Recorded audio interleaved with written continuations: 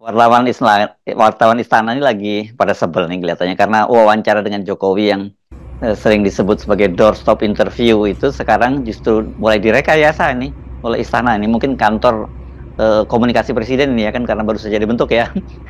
Yang wawancara ini sekarang kalau yang ditampilkan di YouTube-nya sekretariat presiden itu yang wawancara bukan wartawan tapi ya ASN di kantor presiden, dan baru hasil wawancaranya itu diberikan kepada wartawan seolah itu hasil doorstop interview mereka dengan Pak Jokowi gitu. Jadi istilah doorstop sekarang itu yang penting kelihatan pintu itu maksudnya tuh.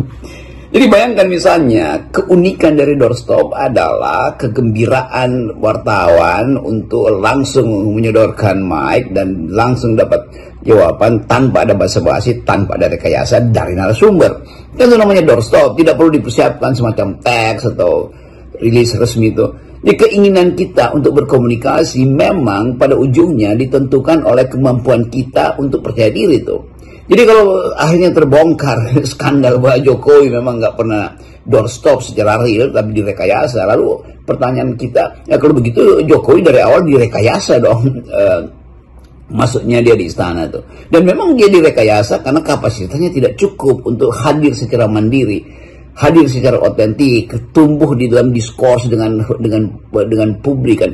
Kan itu menunjukkan betapa watak seseorang itu memang dari awal sudah menunjukkan kapasitasnya. Jokowi di luar negeri juga nggak mungkin doorstop, apalagi karena mungkin keterbatasan alat komunikasi. Tetapi kalau cuma soal bahasa ada penerjemah. Kalau bicara di luar negeri pasti disediakan penerjemah tuh. Pak Harto juga disediakan penerjemah, tapi Pak Harto nggak pernah doorstop yang direkayasa tuh.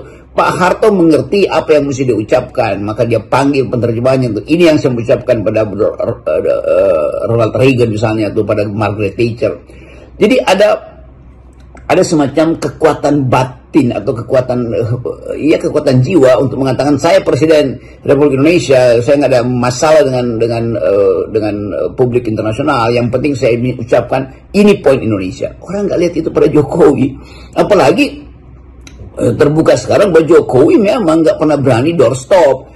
Jadi selama ini memang kepalsuan Jokowi itu diperlihatkan dalam bahasa tubuhnya tuh. Jadi ditutupi sebetulnya kapasitasnya tuh. Nah ini yang kita maksud dari awal, yang saya terangkan dari awal, bahwa penipuan pencitraan itu justru diagung-agungkan oleh para buzzer, oleh media sosial yang dia sewa, oleh apa aja, sehingga lembaga survei selalu mengatakan nih ketertarikan pada Jokowi masih tinggi nih, Jokowi menyapa publik. Iya, kemampuan Jokowi ada bagi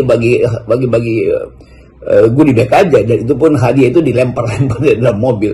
Jadi mulai terlihat kekonyolan-kekonyolan di istana itu. Ini pasti direkayasa oleh staf-staf komunikasi istana yang memang dulunya sejenis loh.